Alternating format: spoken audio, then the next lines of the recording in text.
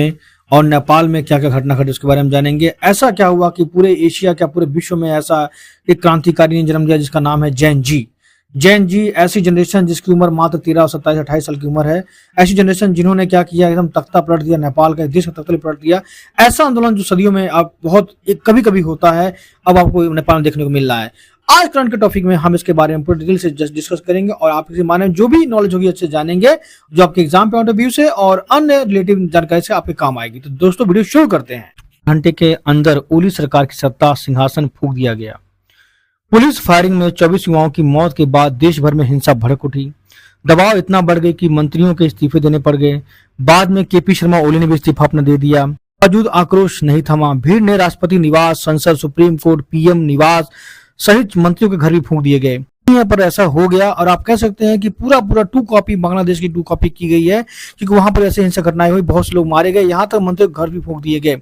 और इसमें सबसे बड़ी जानने वाली बात यह है कि इसमें सिर्फ सत्ता पक्ष के मंत्रियों घर नहीं फूके गए, जो पुराने मंत्री थे या जो भूतपूर्व देश के प्रधानमंत्री थे उनके घर ही फूके गए, उनको भी दौड़ा दौड़ा कर मारा गया, सबको मारा गया, पीटा गया, विपक्ष के नेता को भी पीटा गया। ऐसा बात नहीं है कि भाई सिर्फ सत्ता पक्ष पीटा गया। यानी आप किसी एक पे आरोप नहीं लगा सकते हैं। ये वाकई में क्रांति एक नई मुद्दा खड़ा कर देती है कि वाकई में ये हो क्या रहा है। सत्ता पक्ष पे तो होता है विरोध, सिर्फ सत्ता पक्ष लोगों को मारा जाता है, परंतु इसमें विपक्ष लोगों को भी मारा गया, नेताओं को भी मारा गया। यहाँ तक जो भूतपूर्व नेता थे, प्रधानमंत्री थे, उनके घर भी नहीं छोड़ सके, घर फूक दिए गए। हालात इतने बेकाबू हो चुके हैं कि नेपाल की सेना ने हालात को संभालने की कोशिश किया है। पुलिस वालों ने कोशिश की थी, परंतु 3 पुलिस वालों को पकड़ के मार कर पीट के हत्या कर दी गई, जिससे पुलिस मैदान से हट चुकी है। यानी अब कुल मिला कह सकते हैं जो भी चीज है सेना के हाथ में है। सेना ने लोगों से शांति का अपील की है और ये भी कहा कि शांति बनाए रखिए। और ये जो युवा है जो विद्रोह कर जैन जी कहा जा रहा है, उनसे बात करने के लिए सेना ने बुलावा भेजा ताकि वाकई बात करें और मामले को सुलझाया जाए। पीवी पौडेल नेपाल के डिप्टी पीएम व वित्त मंत्री को दौड़ा दौड़ाकर पीटा गया, यानी वह जान बचा के बेचारे भागे से बच गए। शेर बहादुर देउबा जो नेपाल के पूर्व प्रधानमंत्री थे और नेपाली कांग्रेस के अध्यक्ष देउबा अभी भी हैं, उनको घर से निकाल कर पीटा गया और ऐसा पीटा गया कि सर फाड़ दिया गया। और पहले जो विद्रोह हो रहा था उसमें केवल छात्र युवा ही शामिल हो रहे थे, परंतु धीरे धीरे 24 घंटे में ऐसा उपद्रव हुआ कि लूटपाट भी शुरू हो गई है। जिसको जो मन कर रहा है वो लूट रहा है, मार रहा है, कूट रहा है, और जिसको जो कर रहा है वो मार के ले जा रहा है अपना। लोगों का आरोप यह है कि जो कुछ राजनीतिक दल हैं जो मौके का फायदा उठा के इसमें अपने लोगों को शामिल कर रहे हैं और हथियार लेके भेज रहे हैं ताकि और मामला आगे बढ़े और सरकार का तख्तापलट बिल्कुल अच्छे तरह से साफ हो जाए। सरकार ने तो इस्तीफा अपना दे ही दिया है, तो अब तो शांत हो जाना चाहिए, परंतु नहीं, ऐसा नहीं, और बढ़ता जा रहा है और पता नहीं आगे किस दिशा में जाएगा, किसी को पता नहीं है। अब क्या हो रहा है कि अब आंदोलन पहले सिंपल से आंदोलन हो रहा था, लोग हल्ला गुल्ला करे, पत्थर इटाई मार रहे थे, अब वो लोग क्या करे, बंदूक और अपने बड़े बड़े गोला बारूद लेके आ रहे हैं मारने के लिए। अब इनको कहाँ से मिल रहा है भाई? जाहिर सी बात है, जब आंदोलनकारी जब आंदोलन किया, जो पुलिस थी छोड़ के भाग गई, तो थाने में जितनी बंदूकें थी, पिस्तौल थी, लोगों ने क्या किया, उसको निकाल लिया, जितने प्रदर्शनकारी थे उन्होंने निकाल लिया और निकाल के अपना हंगामा शुरू कर दिया, उसका इस्तेमाल करना शुरू कर दिया। जो नेता है और जो विपक्ष के नेता है वो अपनी जान बचा कर भाग रहे हैं, तो सोचिए इसमें आम जनता का क्या हाल होगा, जो ना विद्रोह में शामिल है और ना किसी सत्ता में शामिल है। यानी कहने का मतलब क्या है, दोनों तरफ से इनका क्या है, सैंडविच बन जाएगा अगर इसको रोका नहीं गया तो। पशुपतिनाथ मंदिर आप जानते हैं, काठमांडू में पशुपतिनाथ मंदिर जो बहुत ही विख्यात है, उपद्रवियों ने क्या किया, उसको भी लूटने की कोशिश की, उस पर हमला करने की कोशिश की, परंतु सेना ने उस मौके पे अपना कमाल संभाल लिया और वो बच गया। देखने वाली बात यह होगी क्या जो सेना है यह जो अपना पाकिस्तान है उस तरह सा रवैया अपनाती है या जो बांग्लादेश में जो हुआ है उससे रवैया अपनाती है। क्योंकि जब मुठभेड़ हुआ तो वहां की सेना ने क्या अपना सत्ता कब्जा कर लिया। और सबसे बड़ी बात क्या है, आपके बगल में एक और पड़ोसी हमारा म्यांमार, वहां पर अभी भी सेना कब्जा चल रहा है। क्या उसको देखते हुए ऐसा तो नहीं जो नेपाल की सेना है वो क्या करे, अपनी कमान पूरे देश के अपने हाथ में ले ले और यह लोगों को आशा दिला दे कि भाई जब लोगों का नेता विश्वास नहीं रहा तो चलो भाई हम ही सरकार चलाते हैं और जो नेतागिरी है वो हम ही करते हैं और हम भी देश भी संभालते हैं, और जो नेता गुला थे जो भी सत्ता में थे उनको आउट कर देते हैं। क्या ऐसा हो सकता है क्या? आने वाले कल में देखने वाली बात होगी सत्ता आखिर करती क्या है और साथ में सेना क्या करती है। राजशाही का आप जानते हैं मतलब जो पहले 2008 से पहले नेपाल में राजशाही थी, राजा का शासन था। अभी आप जानते हैं हाल ही में कुछ कई जगह प्रदर्शन हुआ, कई हजारों लोग सड़कों पे उतरे काठमांडू पे, उन्होंने क्या कहा कि राजा वापस आओ के नारे लगाए और जो ये लोकतंत्र सरकार थी उसको हटाने की बात कही गई।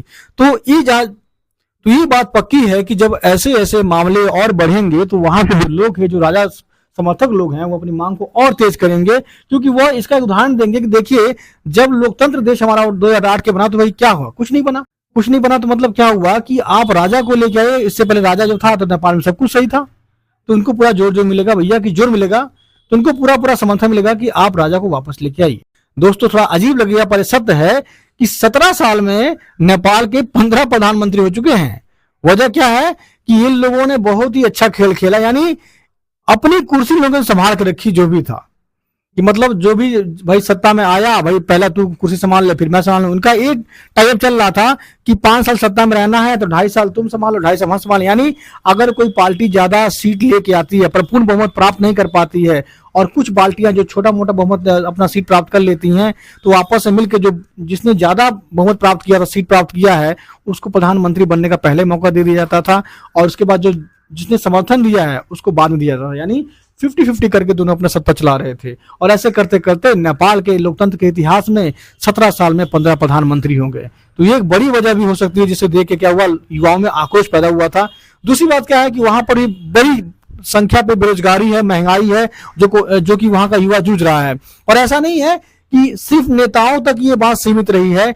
जो युवा है जैन जी आंदोलनकारी, उन्होंने क्या किया है, नेताओं के जो लड़के थे ना, उन पर भी हमला किया है और उनको भी छोड़ा नहीं गया है। क्योंकि इन लोगों का साफ साफ कहना यह है और देखना भी यही है कि भाई नेता के लड़के हैं तो सब कुछ कर रहे हैं, ऐश कर रहे हैं, मौज मस्ती कर रहे हैं, और हाँ देश में बेरोजगारी और महंगाई फैली है, आम जनता जूझ रही है, तो कहना एक दिन उबाल आता है। तो नेपाल के अंदर यही हुआ, जब वे सब देखते थे ना सब कुछ हो गया तो उबाल आया। उसने क्या किया, उस उबाल ने नेपाल का पूरा तख्ता ही पलट दिया। तुरंत नेपाल चुनाव नहीं करा सकता क्योंकि उसके पास उतना बजट नहीं है। वो तुरंत कराएगा तो और कर्जे में डूब जाएगा।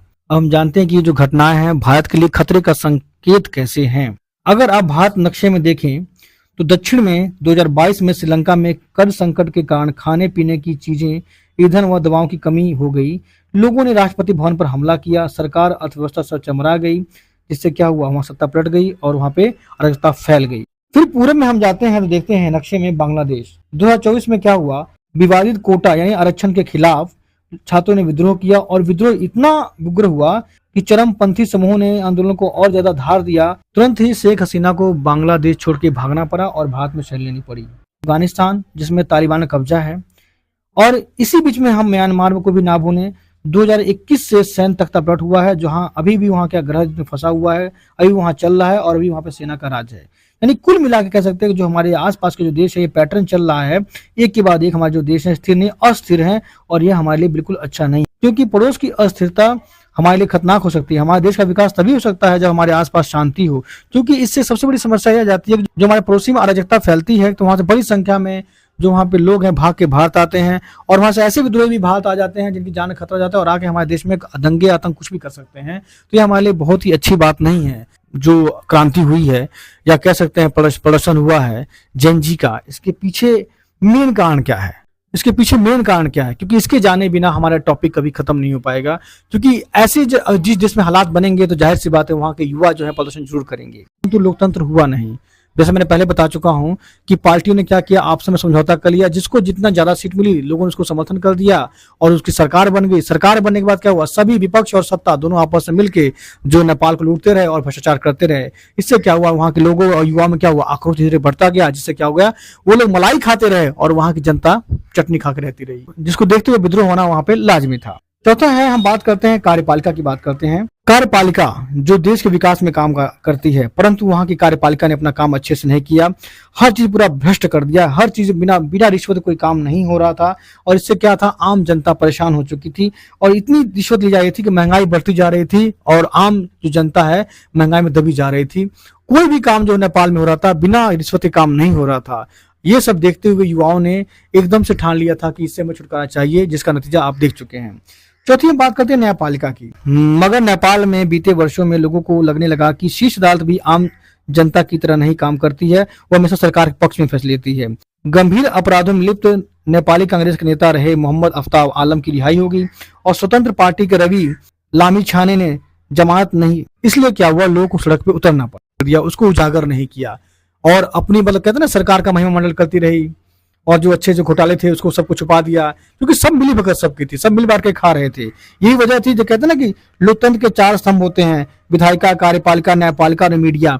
ये जो चारों स्तंभ थे ना, वो चारों एकदम बेकार हो चुके थे, काम नहीं कर रहे थे और पूरे भ्रष्ट तंत्र में लिप्त हो चुके थे। कहते ना कि अब युवा जो थे ना, देखते देखते एकदम बर्दाश्त से हद से बाहर हो चुका था। और जब कहते ना कि जब बर्दाश्त की हद पार हो जाती है ना तो बम फूटता है, और नेपाल में यही हुआ, और ऐसा बम फूटा कि पूरी तख्ता ही पलट गई। और इसमें जो अराजक तत्व हैं जिसका फायदा उठा के किसी घर को, किसी हर चीज को लूटपाट कर रहे हैं, वो भी इसमें अपना हाथ आजमा रहे हैं। तो ऐसा किसी देश के लिए अच्छा नहीं। आंदोलन अच्छा होता है, बुरा नहीं होता है। सरकार के खिलाफ आंदोलन हमेशा करना चाहिए, परंतु ऐसा नहीं करना चाहिए जिससे क्या हो, देश की संपत्ति नुकसान हो, और खासकर उस देश की जो देश पहले से कर्जे में डूबा हुआ हो, जिससे पहले ज्यादा कर्ज हो। इससे क्या होगा, कर्ज और ज्यादा बढ़ेगा। जब जब कर्ज बढ़ेगा तो देश की महंगाई भी बढ़ेगी, तो जो बेरोजगारी है वह कैसे कवर होगी, ये युवाओं को सोचना पड़ेगा। इसलिए आंदोलन करिए, सरकार को हटाइए, सब कुछ करिए, परंतु वहां की जो संपत्ति है उसको नुकसान ना पहुंचाएं, क्योंकि नुकसान पहुंचाते हैं तो इससे खुद की देश की संपत्ति का नुकसान हो जाता है। तो दोस्तों, आप पढ़ रहे थे डीवी एजुकेशन के साथ में, लाइक करें, फॉलो करें। आपका समय शुभ हो। जय हिंद।